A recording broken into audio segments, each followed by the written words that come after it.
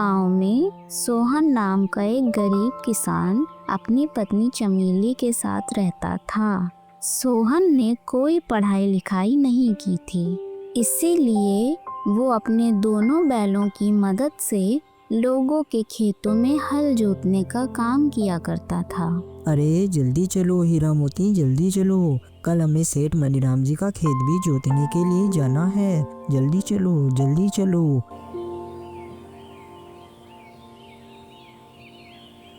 अरे यार, थोड़ी मुझे प्यास लगने लगी है, चलो मैं थोड़ा पहले पानी पी लेता हूँ, फिर बाकी की जुताई करता हूँ। फिर सोहन पेड़ की छांव में बैठकर पानी पी लेता है। हे भगवान, पानी पीने के बाद तो मेरा मन थोड़ी देर आराम करने का कर रहा है। ऐसा करता हूँ, थोड़ी देर आराम कर लेता हूँ, फिर उसके बाद काम शुरू करता हूँ। सोहन पानी पीकर उसी पेड़ की छांव के नीचे सो जाता है। लेकिन थोड़ी ही देर में अचानक से सोहन का एक बैल नीचे गिर जाता है।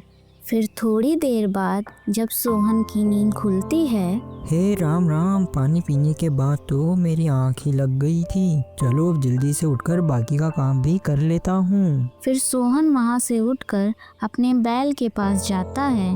हे भगवान, ये क्या हो गया मेरे बैल को? ये ऐसे जमीन पर क्यों पड़ा है? अरे हीरा जल्दी उठ, हमें आगे का काम भी करना है। ओ हीरा, ऐसे जमीन पर क्यों पड़ा है? उठ। सोहन के कई बार उठाने पर भी उसका बैल हीरा नहीं उठा। हे भगवान, ये क्या हो गया? मेरा बैल कैसे मर गया? मेरे पास एक ही तो सहारा था, अब मैं किससे मदद मांगूंगा? ऐसा कहकर सोहन रोने लगता है।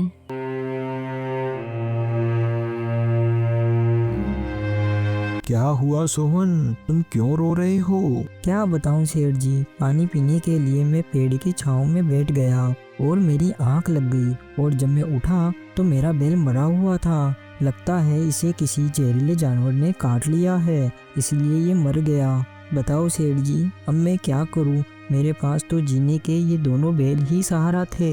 सोहन, अब ये तो भगवान को मंजूर था जो हुआ। मैं भी तुम्हारे पास काम लेकर ही आया था, क्योंकि कल मेरे खेत में हल चलाना है। लेकिन अब तुम्हारे पास तो केवल एक ही बैल रह गया है, तुम्हारा एक बैल तो मर गया है। अब मुझे ये काम कराने के लिए किसी दूसरे को ढूंढना पड़ेगा। ऐसा कहकर मनीराम सेठ वहाँ से चला जाता है और सोहन बेचारा वहाँ खड़ा खड़ा रोता ही रह जाता है। फिर शाम होने पर सोहन अपने एक बैल के साथ अपने घर लौट जाता है। क्या हुआ जी, आज आप इतने उदास होकर क्यों आए हो? अपना हीरा कहाँ पर है? उसे कहाँ छोड़ा है? अरे क्या बताऊं चमेली मैं तुम्हें। इसी तरह सोहन सारी बात अपनी पत्नी चमेली को बता देता है। कोई बात नहीं, आप कुछ दिन लोगों के खेतों में इस एक बैल से ही काम कर लो, और जब अपने पास पैसे जमा हो जाएंगे तो इसका जोड़ीदार बैल खरीद लेना। हाँ चमेली, तुम ठीक कहती हो, क्योंकि मैं ऐसे हाथ पे हाथ धरे तो बैठ नहीं सकता। फिर अगले ही दिन सुबह होने पर सोहन अपने एक बैल के साथ निकल जाता है। हीरालाल सेठ के खेत में पहुंचकर सोहन एक ही बैल से खेत में काम करने लगता है।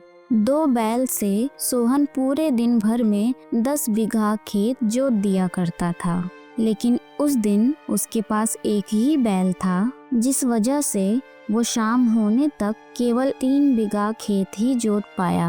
इस हिसाब से तो 3 दिन तो मुझे 10 बीघा खेत जोतने में ही लग जाएंगे। और मोती को देखकर ऐसा लगता है उसने कल रात से कुछ भी नहीं खाया है। फिर सोहन अपने बैल के साथ अपने घर चला जाता है।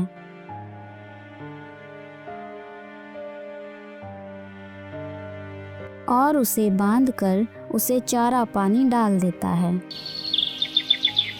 फिर अगले ही दिन सुबह होने पर चमेली जरा बाहर आओ, ओ चमेली जरा बाहर आओ। क्या हुआ? क्यों चिल्ला रहे हो आप इस तरह से? मैं देख रहा हूँ जब से हीरा ने मोती का साथ छोड़ा है, जब से मोती ने भी कुछ नहीं खाया। मैंने कल रात को जो चारा पानी डाला था वो वैसा का वैसा ही पड़ा है। अगर इसने चारा पानी छोड़ दिया और आगे भी यही हाल रहा तो ये कुछ ही दिनों में मर जाएगा।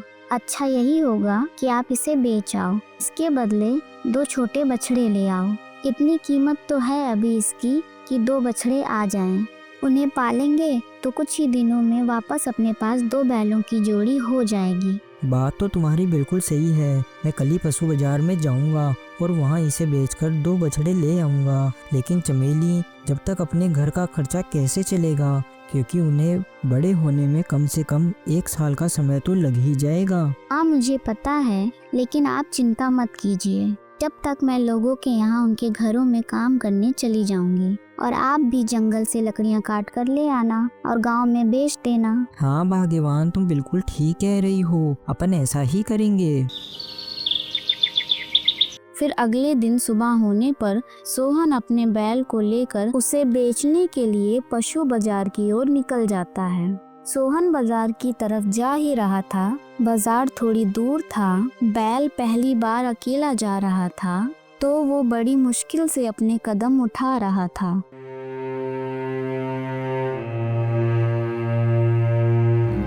अरे चल मोती चल, जल्दी चल।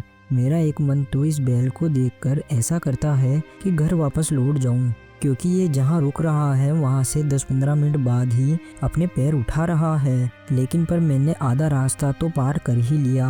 अब आधा चाहे वापस घर जाऊं या बाजार जाऊं, बात तो बराबर ही है। फिर सोहन जैसे तैसे अपने बैल को लेकर आगे बढ़ता है। तभी रास्ते में उसे एक आदमी मिलता है। अरे भाई, क्या तुम बैल को लेकर बाजार जा रहे हो? हाँ भाई, मैं बाजार ही जा रहा हूँ। अरे भाई, इसके पैरों में तो घुमाव है। जब तक इसके साथ का जोड़ीदार बैल नहीं मिल जाता, जब तक ये बैल अपने मालिक के लिए अशुभ है। ये 4 कदम चलेगा और 10 कदम पीछे हटेगा। क्या करे भाई, लेकिन मुझे इसे बेचना है। ठीक है, चलो मैं चलता हूँ। ऐसा कहकर सोहन आगे की तरफ बढ़ गया, लेकिन उस आदमी की बातें सोहन पर असर करने लगी और वो सोचने लगा, वास्तव में ये बैल तो अपने जोड़ीदार के बिना मेरे लिए मुसीबत ही बन गया है। बस जैसे तैसे मैं बाजार तक पहुंच जाऊं तो मैं इसे 200 रुपए में तो बेच ही दूंगा, और शायद 100 रुपए के 2 बछड़े तो मुझे मिल ही जाएंगे। ये सब सोचता हुआ सोहन बाजार की तरफ बढ़ ही रहा था। तभी रास्ते में एक आदमी अपनी गाय के साथ मिलता है। अरे भाई, क्या तुम पशु बाजार जा रहे हो?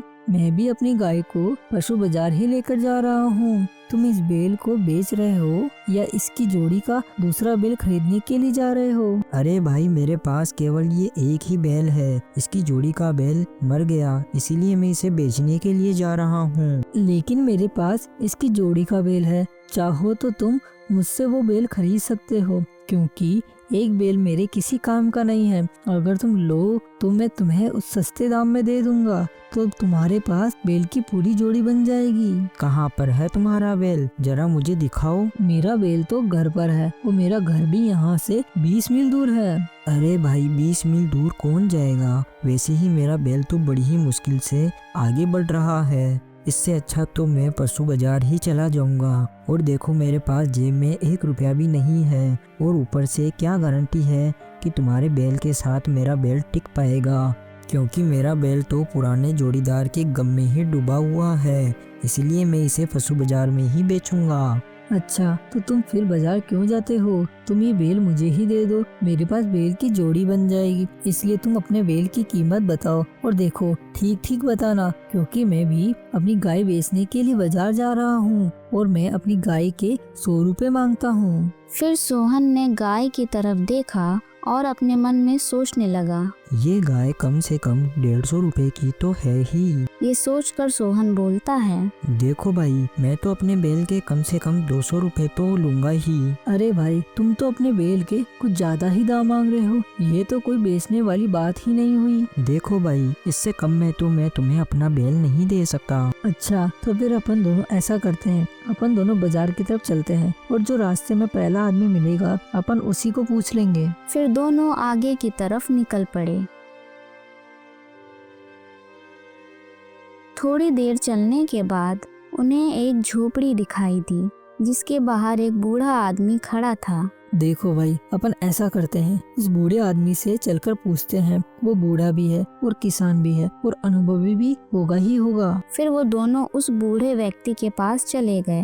अरे बेटा, क्या ये गाय बेचने के लिए जा रहे हो? ये गाय को तुम क्यों बेच रहे हो? भले मानस, ये गाय तो तुम्हारे घर की लक्ष्मी है। हर बार 2 बच्चे देती है और 10 लीटर दूध से कम नहीं देती। ये बात तो है काका जी, मेरे पास ऐसी 5 गाय और है और एक इसी से जन्मा बैल है। अरे बेटा, इसके बिना तो वो सारी गाय बेकार है। ये अकेले ही घर के भंडार भर देगी। अरे काका जी, मैंने इससे बहुत धन कमा लिया है। मैं चाहता हूँ कि किसी दूसरे आदमी को भी मौका मिले। बूढ़े व्यक्ति की बातें सुनकर सोहन के मन में लालच आ जाता है और वो सोचने लगा, मुझे इस गाय को अपने हाथ से नहीं जाने देना चाहिए। अगर मैं इस गाय को अपने साथ लेकर चला जाऊंगा तो मुझे बछड़ों की क्या जरूरत है, क्योंकि 6 माह के अंदर तो ये गाय ही 2 बछड़े दे देगी। अरे बेटा, क्या तुम भी अपने बैल को बेचने के लिए पशु बाजार जा रहे हो? अरे काका जी, इस बैल को तो मैं खरीद रहा हूँ। बेटा, इसकी जोड़ी का बैल मिलना बहुत ही मुश्किल लगता है, क्योंकि इसके पैरों में घुमाव है। खैर, ले लो, क्या पता खूंटा बदलने से सुधर जाए। तो काका जी, आप इस बैल की कीमत बताइए, क्योंकि ये आदमी तो इस बैल के 200 रुपए मांग रहा है और मैं मेरी गाय के 100 रुपए मांग रहा हूँ। देखो बेटा, तुम दोनों की कीमत तो बराबर है, 100 का 200 और 200 का 100। मैं तो किसी का कोई घाटा नहीं है। गाय तो एक बार बच्चा देगी जिसमें ही वो 200 की हो जाएगी, और इस बैल का तो पता नहीं है कि ये दूसरे बैल के साथ टिक पाएगा या नहीं टिक पाएगा। क्या कहते हो भाई? काका की बात में दम तो है, बुजुर्ग है, अनुभवी है, और सबसे बड़ी बात, ये अपन दोनों में से किसी एक की तरफ नहीं है, क्योंकि इनको ना तुमसे कुछ लेना है और ना मुझसे कुछ लेना। दूसरे व्यक्ति की ये सब बातें सुनकर सोहन थोड़ा सोच में पड़ गया। ये काका भी बिल्कुल सही कह रहे हैं, क्योंकि गाय के एक बार बच्चे देते ही मेरा तो मुनाफा ही मुनाफा होगा, और इस बैल का जोड़ीदार नहीं मिला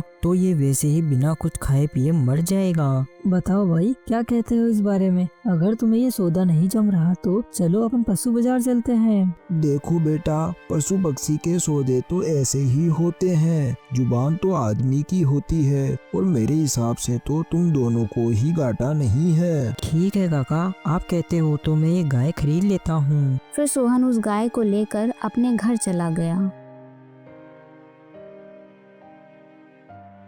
और चमेली ने जब उस गाय को देखा तो चिल्ला पड़ी, अरे आप ये बांझ गाय कहाँ से ले आए? क्या आपको दिखाई नहीं दिया?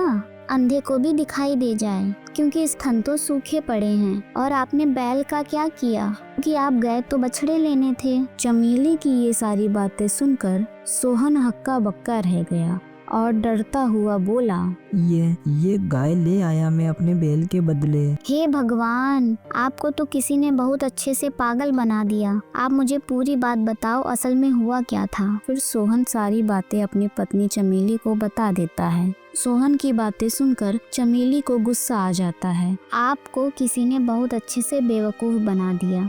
इतना बलशाली बैल दे आए और उसके बदले में ये बांझ गाय ले आए। लेकिन अब कोई बात नहीं, अब मैं उन ठगों को अच्छा सबक सिखाऊंगी। मैं भी एक सेठ की बेटी हूँ।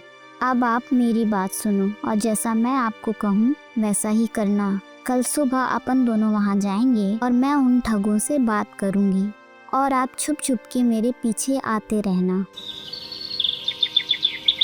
फिर अगले ही दिन सुबह चमेली उसी रास्ते पर निकल पड़ी जिस रास्ते पर वो ठग रहता है, और सोहन भी धीरे धीरे उसके पीछे निकल पड़ा। तभी चमेली को कुएं के पास सबसे पहला ठग मिला। फिर चमेली उस कुएं के पास गई और रोने लगी। अरे सुनिए, आप तो मुझे बहुत परेशान लग रही हो। कोई गलत कदम उठाने जा रही हो क्या? क्या बात है, मुझे बताओ। अरे क्या बताऊं भाई साहब, मेरे सास ससुर और मेरे पति मेरे ऊपर बहुत जुल्म करते हैं, इसलिए आज मैं घर छोड़कर वहाँ से भाग आई। तो बस कुआं और खाई ही मेरा सहारा है। अरे ऐसा ना कहो बहन, तुमने मुझे भैया कहा है तो चलो तुम मेरे साथ मेरे घर और वहीं रहना। भगवान की कृपा से सब कुछ है अपने पास, बस कोई बहन ही नहीं है। घर में बूढ़े पिता है और एक भाई है।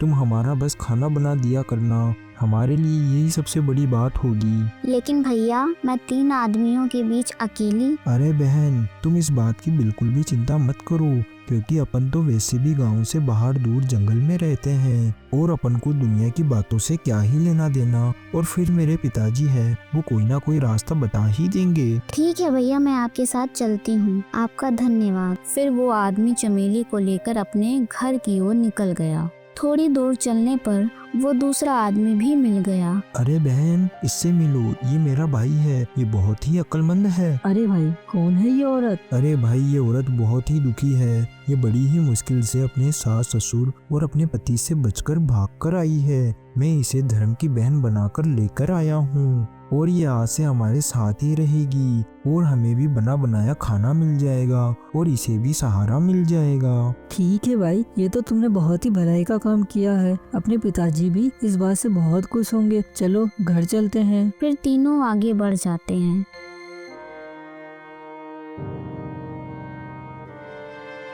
फिर दूसरा आदमी सारी बातें उस बूढ़े को बता देता है, तो वो बूढ़ा भी बहुत खुश हो जाता है, क्योंकि उसे पता था कि उसके बेटों का विवाह तो नहीं होने वाला था। घर में एक औरत आ गई और उनका खाना बना देगी, यही सोचकर वो खुश था। फिर शाम होने पर चमेली बोलती है, अरे भैया, रसोई तो खाली पड़ी है और आटे में भी रेत मिली हुई है, मसाले भी कुछ भी नहीं है और सब्जी भी नहीं है, मैं क्या बनाऊं? बहन, ऐसा करो, तुम्हें जो जो सामान चाहिए वो सारा सामान तुम लिखकर मुझे दे दो, मैं भी बाजार जाकर ले आऊंगा। फिर चमेली ने उस आदमी को 20 सामान गिनवा दिए। तो फिर वो आदमी बाजार चला गया। मुझे तो घर में लकड़ियां भी कहीं नजर नहीं आ रही, तो मैं चूल्हा किससे जलाऊंगी? तुम जाओ और जाकर जंगल से लकड़ियां काट कर ले आओ। फिर वो दूसरा आदमी भी वहां से चला गया। दूसरे आदमी के जाते ही सोहन घर के अंदर आ गया और उसके हाथ में एक मोटा सा डंडा था। फिर उसने उस डंडे से बूढ़े व्यक्ति को बजाना शुरू किया।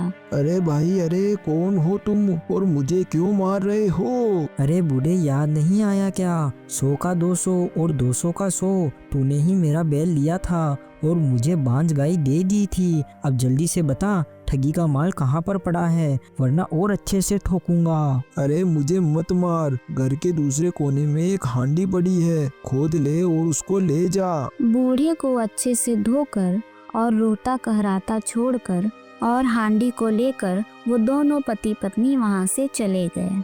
थोड़ी देर बाद जब उस बूढ़े व्यक्ति के दोनों बेटे घर आए, तो वो दोनों अपने पिता को इस तरह देखकर बहुत हैरान थे। क्या हुआ पिताजी, आपको इतनी चोट कैसे आई? किसने किया ऐसा? बूढ़ा व्यक्ति अब सारी बातें अपने बेटों को बता देता है। देखो जी, अभी वहाँ पर घर के 3 कोने और बाकी हैं। हो सकता है उन लोगों के पास और धन हो। हाँ चमेली, तुम चिंता मत करो, मैंने भी ठान लिया है कि अब मैं उन ठगों को ठगूंगा। फिर अगले दिन सुबह होने पर सोहन एक वैद्य का भेष बनाकर उनके घर के पास पहुंच गया और वैद्य को देखकर बूढ़े के पहले बेटे ने बोला, अरे वैद्य जी, ओ वैद्य जी, हमारे पिताजी आंगन में गिर गए थे, उनके सारे शरीर में निशान पड़ गए हैं, दर्द के मारे बुरा हाल है, आप चलकर कोई दवा दे दीजिए। फिर वैद्य जी अंदर आए। अरे अरे, इन्हें तो बहुत ज्यादा चोट लगी है, ऐसा करो पान का पत्ता लेकर आओ, इन्हें जल्दी ही आराम मिल जाएगा। बूढ़े का बड़ा बेटा तुरंत बाजार चला गया।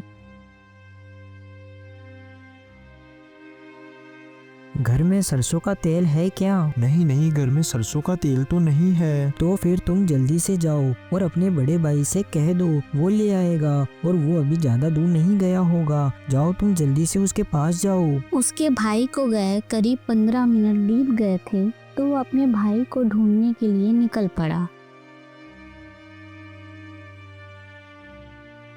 और इधर वैद्य का भेष बनाए सोहन ने डंडा उठाया और बूढ़े की पिटाई शुरू कर दी। अरे कौन हो भाई, क्यों मारे जा रहे हो? मर गया रे, मर गया भाई, छोड़ दो मुझे। याद आया बूढ़े, 100 का 200 और 200 का 100।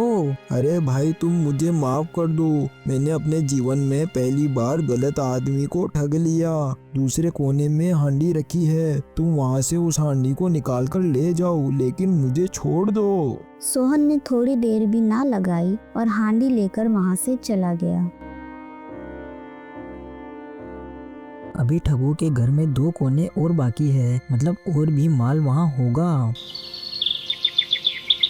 फिर अगले दिन सुबह सोहन अपने दोस्त मोहन के पास गया। अरे भाई, मेरे पास तुम्हारे लिए एक काम है, जिसके बदले मैं तुम्हें 1000 रुपए दूंगा। बताओ करोगे क्या? बताओ सोहन भाई, क्या काम है? सुनो, तुम्हें जंगल में जाकर एक घर के पास सिर्फ ये बोलना है 100 का 200 और 200 का 100। उसके बाद वहाँ से तुम भाग लेना, क्योंकि वहाँ से 2 आदमी तुम्हारे पीछे भागेंगे। अगर तुम पकड़े गए तो खूब पिटोगे। सोहन, दौड़ने में तो मेरा मुकाबला कोई नहीं कर सकता, तुम बस देखते जाओ। फिर दोनों उन ठगों के वहां चले गए।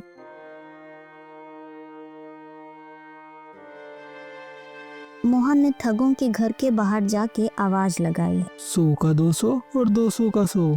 ये आवाज सुनते ही बूढ़ा बोलता है, तुम दोनों जल्दी आओ और इस आदमी को पकड़ो, यही है जो रोज मेरी पिटाई करता है। ठीक है पिताजी, आप अपना ध्यान रखिए, हम अभी उसे 100 का 200 और 200 का 100 का सबक सिखाकर आते हैं। दोनों भाई मोहन के पीछे भागे, लेकिन मोहन बहुत ही तेज था, इसलिए वे उन्हें जंगल से बहुत दूर भगा ले गया। और इधर छुपा हुआ सोहन फिर से अंदर चला गया। एक बार फिर से उसने बूढ़े की पिटाई कर दी। अरे भाई छोड़ दो, तुम मेरा पीछा छोड़ दो, तुम फिर आ गए। हाँ बूढ़े, अभी मैं तुझे कहाँ बख्शने वाला हूँ। अब जल्दी बता, बाकी का धन कहाँ पर है? घर के तीसरे कोने में एक हांडी और पड़ी है, ले जाओ तुम उसे भी। फिर सोहन ने बिना देर किए ऐसा ही किया और सारा माल समेट कर वहाँ से भाग गया। गांव पहुंचकर उसने अपने दोस्त मोहन को 1000 रुपए दिए। उसका दोस्त मोहन भी बहुत खुश हो गया था कि इतने छोटे से काम के बदले उसे 1000 रुपए मिल गए। और इधर वो तीनों ठगी अपना सामान समेटकर वहां से भाग गए।